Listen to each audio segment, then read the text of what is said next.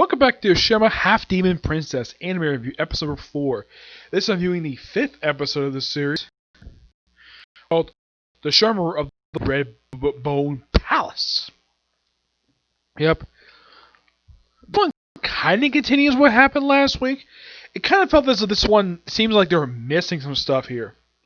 Like, for example, Totru, who is the main character of the series, she didn't do a lot during the first half of the episode. It's like, okay, we open the episode up with, like, we pick up exactly where last week's episode left off, with having the three girls come to feudal era, and they're seeing Kohaku, Kaede, and Kohaku's nephew. And they briefly exchange, and then we cut straight to the villain of the episode, Yashahime, who is the son of a particular demon that Sango fought in the previous series. Yeah, I kind of remember this guy, because this is the same creature who damaged Sango's weapon, Harakaros, which they actually mentioned in this episode. Oh yeah, because he loves eating bones. Yeah, so they had to write basically a filler episode just to have briefly the team, because the chapters they adapted from it, when they got to that point in the series, adapting that particular story, they wrote that story in just so they could have her step out a few episodes, because the chapters they're adapting from, she's not in at all, because they were adapting the series out of order for one of the seasons of the show. Yeah, I don't know why, but that's basically where it is. So, basically, in a way, we have, well, Mohara, basically, we see her collector that she's been mentioning since, like, episode 2, that she's going to have some collector, and, well, we see her after she jumps with a big bag, which I think this is the same bag Kagome used back in the original series.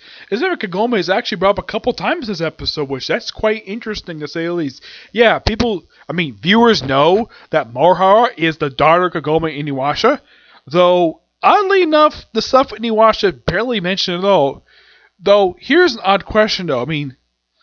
It's a big mystery in the series exactly what the heck happened to Inuyasha and Kagome, or where the heck these two up to.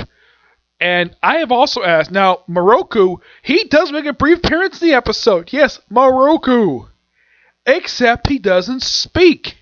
You see him briefly in a flashback.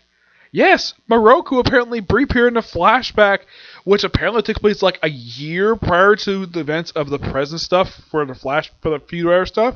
Which I'm like, okay, so that begs the question: where the heck is Moroku, and where is Sango? That's a good question. Are they still alive? Who knows? No, Moran is. She's in the Tree of Ages. But it seems as though like a lot of the characters from the previous series who were not the villains of the series, it's a complete mystery what happened to them. The only ones we can see in this current series is Kohaku and Kaede.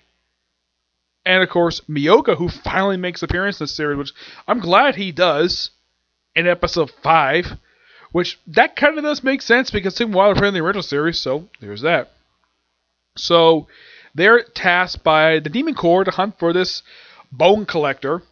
They have Shoha and Toa basically come across him, and they attack him, and he just flees right back to his father really quickly. I'm like, okay.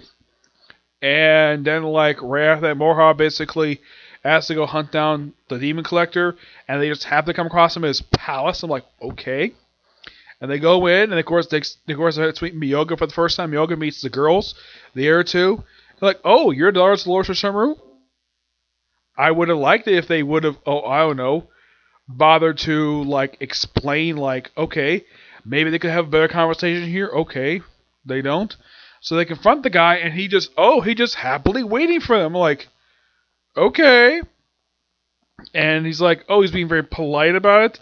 And then his father's happily in the next room, and he's his father's underling. Okay, that's nothing unusual for fiction. Yeah, for villains, sometimes basically they're half of their own children, their own henchmen. It's nothing unusual. And of course, the guy himself is quickly eliminated by Mohara. Yeah, when she goes into her demon killer mode, which is simply put on lipstick that apparently, and this is according to Miyoga, apparently this was a gift from the great dog demon to his wife. Which was his wife like was this Yashahime's mother, or was it his second lover? I don't remember which one. I think it might have been the second lover.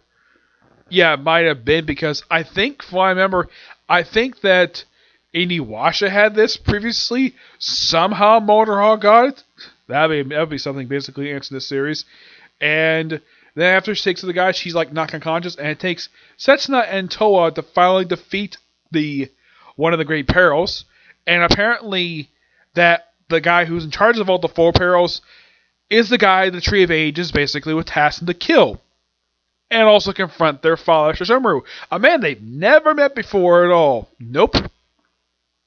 Also, before Moa kills the Justru, she pretty much spits purifying salt on his hand. And like, how is this possible? You're a demon. And Moa's like, oh yeah, there's an explanation for that. Her mother is Kagome, the reincarnation of the legendary priestess Kikyo, who did appear in last week's episode. And yeah, that's quite interesting. And after demons defeated, oh yeah, and also we see the debut of the character we see frequently in the titles, a raccoon dog demon, which kind of also makes the question, where the heck is Shippo? Yes, that's another question. Where the heck is Shippo? Yeah, that's a question. That's the one question I've been asking for a while. Like, I've been thinking, like, where is Shippo? Is he even still alive? Like, that's a good question. What happened to those other these five great characters? Are they off in their dimension someplace? Who the heck knows? And it's like, he contacts the collectors, like, yeah, I think it's been killed, so they collect the profits, not the actual thing. And then apparently next to the episode, they've been hired by the collector on a case, and they start having the bicycle appear in the series. That's gonna be cool, to say at least. Oh yes, definitely. I gotta say, this is a okay episode. I mean, the first few episodes were really good, thoroughly enjoyable. This one, I kind of felt this though was missing something, and also, this episode went by a little too quickly. The pacing felt really quick for this episode. That's my major problem with this episode, is the pacing. It went way too quickly. It kind of felt as though it left a lot of stuff out. It almost seems like, though, there was more stuff planned for this episode. Maybe the episode could have been slightly longer by another 5 minutes, but probably cut due to time. Who knows? It would be nice to eventually find an episode where we have some explanations like, what happened to the previous generation of characters? Well, I know 2 of them are in this series, yes, but where are the rest? That's a very good... Now, Yashahime, apparently he's walking his own path now. Okay. But it'd be nice to figure out exactly what the heck the other characters are up to. Yeah, and it's also very heavily implied when the series was first announced that they mentioned whatever else up to, but it's implied Kagome might be dead. That'd be kind of bad, especially since the writer of the series spent a lot of time developing her and Iniwasha himself. It'd be kind of bad they killed the main heroine of the series. Yeah. But not much else to talk about this episode. It's good, but the major problem I have with it, like I said, is the pacing. It felt really quick. Way too quick. So you got good animation and voice acting. Yeah. So yeah, that's a particular view. My next view, Fire Force. And then, is it wrong to speak of girls in a dungeon? Yeah. That one is a maybe for that one. Though I think Fire Force is a definite tonight. If I can't get that done tonight, I'll probably get done tomorrow along with the newest episode of Case Closed. Yep. But to the next video. Bye.